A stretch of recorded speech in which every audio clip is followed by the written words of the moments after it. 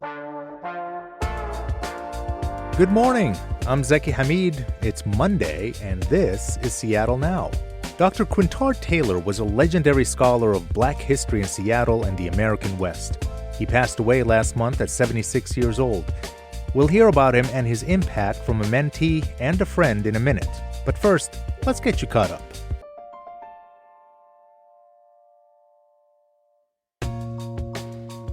Beginning today, Seattle Public Schools is moving ahead with its plan, for the most part, to have 2 lunch periods for high school students. Students had protested the idea, saying that the change would limit their ability to participate in school clubs that meet during lunch.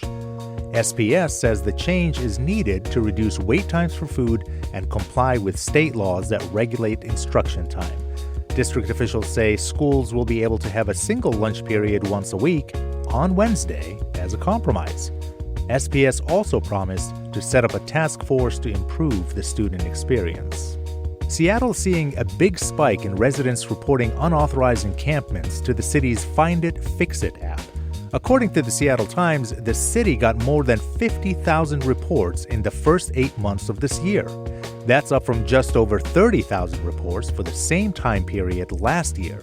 Mayor Bruce Harrell says more reports means more residents know how to use the city's app. But the Times spoke with people living outside and outreach workers who say the increase could actually be due to the city's approach by repeatedly clearing and scattering encampments.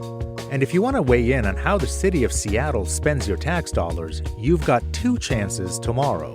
There's a remote public hearing at 1 o'clock on Tuesday and an in-person hearing at 5. The City Council is reviewing Mayor Harrell's 2026 budget proposal, which adds up to $9 billion. If you want to just follow along, both public hearings will be streamed and broadcast live on the Seattle channel. Check back for more headlines on tonight's episode of Seattle Now. 2 weeks ago, Seattle lost a legend. Dr. Quintard Taylor was a UW professor and evangelist for chronicling and sharing Black history. His passion project was blackpast.org, the massive free online Black history archive he founded. He wrote some of the first scholarship on Black Seattle. The Forging of a Black Community is an essential historical account of Seattle's Central District from the late 19th century to the Civil Rights era. Throughout his career, he fought to tell stories of people of African descent. He also felt strongly about understanding American history in its fullness. He talked to Seattle Now back in 2020. What does patriotism mean to you, Quintard Taylor? That's a good question. It means celebrating the country. It means being proud of being an American. But it also means the ability to critique what's wrong with America. Dr. Taylor has also influenced a new generation of scholars, like Dr. Dowdy Abe at Seattle Central College. He was his mentor. He's someone who I eventually ended up calling my academic dad. Dr. Taylor provided over a decade of mentorship, collaboration, and friendship to Dr. Abe, and it all started after Dr. Abe published a book called 6 in the Morning about hip-hop in L.A. and the Bay Area. There was a write-up about it in the Seattle Times, and he saw that, and he reached out. We met up, had one the first of what would prove to be countless lunches together. Dr. Abe knew exactly who Dr. Taylor was when he reached out and knew his scholarship well. You got to remember, this man is the preeminent scholar of Black history in the West.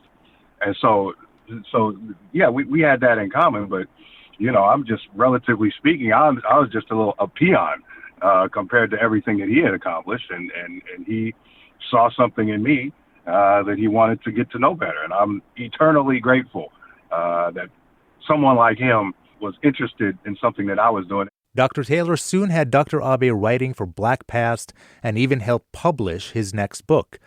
Dr. Albert Broussard is another prominent scholar of Black history. He and Dr. Taylor go back even further. After over 4 decades of friendship, the Texas A&M history professor remembers Dr. Taylor as a fellow scholar and a dear friend. He's here to remember his friend and the scholarly legacy he'll leave behind. Thanks for talking with me, Dr. Broussard, and I'm very sorry for your loss. Thank you. I'm proud to be here to talk about a very, very dear friend who I just lost. So let's go ahead and start by talking about Dr. Quintard Taylor and his significance as a scholar. So for people who may not be familiar with his work, why was he such a big deal? He was the leading scholar in the field of Black Western history. You mentioned one of his books, his first book, which was published in 1994, The Forging of a Black Community, Seattle Central District. And that was published just 1 year after my book, Black San Francisco, was published. So it gave us an opportunity to talk about our respective cities and the way we went about doing research on those cities. And that only deepened our friendship because we basically were working, although in different parts of the West Coast, we were doing almost identical kinds of work on cities. We were reconstructing the Black communities in those cities over long periods of time. And then he published a major synthesis, which I just only recently learned was nominated for a Pulitzer Prize when it was published. This was the book In Search of the Racial Frontier, which was published by W.W. Norton in 1998 or 1999, still in print. I double-checked Amazon to make sure. And that really cemented his legacy as the leading Black historian in the West. The general public knows Dr. Taylor primarily through blackpast.org. It initially had about 1 million visitors. In the last few years, over 6 million people have visited that particular site. And he refers to that as the largest online encyclopedia of Black people in the entire world. And he's probably close to the truth, if not absolutely true about that. So I want to go back a little bit to the time when both you and Dr. Taylor started out. What was the field of Black Western history, or even just Black history, like when you and Dr. Taylor first got started over 40 years ago? I'll give you a couple of examples. So Black history began to be taught in major universities like the University of Minnesota, where Dr. Taylor graduated, probably sometime in the early 1970s. So when I was a freshman at Stanford, there was no Black history course. By the time I was a sophomore at Stanford, my second year, that would have been about 1970, 71. The very first Black history course was offered at that university. Now, we're talking California. We're not talking about Alabama, Mississippi. Right. So even the most progressive states in the nation were latecomers or simply did not see this field as a legitimate field. And we were part of a very small cohort of students, Black or white, working in the field of Black Western history at the time. And so we connected very early. He often tells the story that if you gathered all of the people in the country studying Black Western history in 77, you could have put them in a phone booth. I don't tell that story because students don't know what a phone booth is today, right? Right. But it was a pretty small select group. I want to bring it to current times now, because right now we're in a moment where the federal government is actively involved in telling a sanitized version of history. President Trump, for example, recently pressured the Smithsonian to de-emphasize, quote, how bad slavery was. I mean, does this feel similar to when you and Dr. Taylor first started? Are we having to fight the same battles again?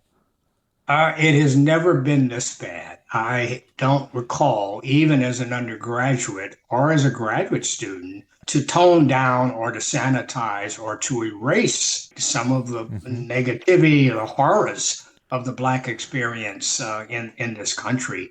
This is new. This is a new moment where not just Black history is under attack, but I think any progressive history. Now, there have always been people who have not been pleased with learning the truth about American history. Right. Mm-hmm. And I think that makes your work and Dr. Taylor's work all the more important now through avenues like, for example, blackpast.org. It just makes it so much more important at this moment of time. Here in Seattle, he's particularly important. So what role did he play in telling Seattle's history? His book on the forging of the Black community is going to stand the test of time. If you've seen a copy of the book recently, there was a second edition that was reissued.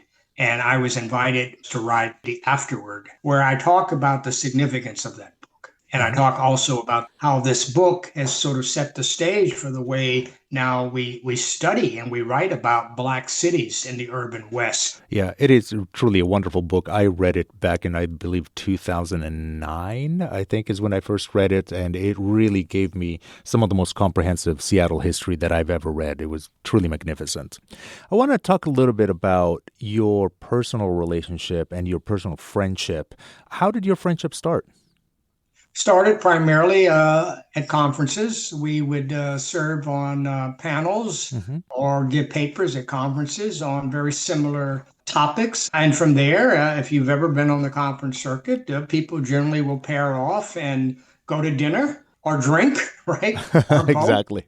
And as he's often said, and I think is correct, we could have been rivals, but we connected as friends. And so sometime probably in the late 70s, and so we really got to know each other as individuals. He was 2 years older than I am, so he's almost like a big brother. He was just a wonderful person. He had a great sense of humor, a great laugh.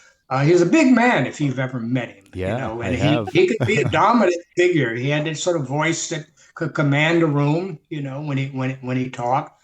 So I knew him both as a scholar and as a friend and as someone who I kept in contact literally to the very end of his life. So Dr. Taylor was retired from UW, but he wasn't done working. What was he working on in the end? The Urban Archipelago. So it's essentially a history of Black urbanites in the West from, I believe, the Second World War to the present.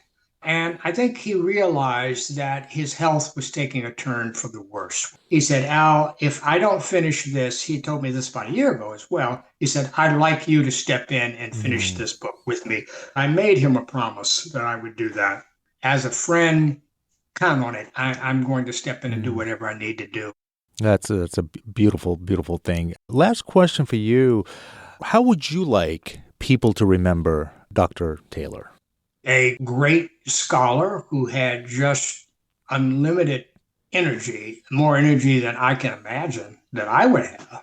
A dedicated person to the fields of Black history, not just in the West, but globally. This is the beauty of blackpast.org. It is all of the Black diaspora. A dear friend, right? He is one of my closest friends, or was one of my closest friends, as someone who is dedicated to his children, but just a generally nice, decent, humane person that I think anyone would feel joy in being around. Yeah, he was certainly a treasure, and he was definitely a treasure to all of us here in Seattle. Dr. Broussard, thank you so much for joining me today. That was really a wonderful conversation, and thank you for all of your work, and I do look forward to the book coming out hopefully soon. Professor of History at Texas A&M University and Black Past board member Dr. Albert Broussard, thank you so much for joining me today. Thank you so much as well. Appreciate you listening to Seattle Now. Today's episode was produced by Brooklyn Jamerson Flowers. It was edited by Caroline Chamberlain Gomez. Our production team also includes Vaughn Jones, Andy Hurst, Paige Browning, and Patricia Murphy. Greg Kramer does our theme music. Seattle Now and KUOW Public Radio are members of the NPR network. I'm Zeki Hamid. Be kind to each other, and we'll see you soon.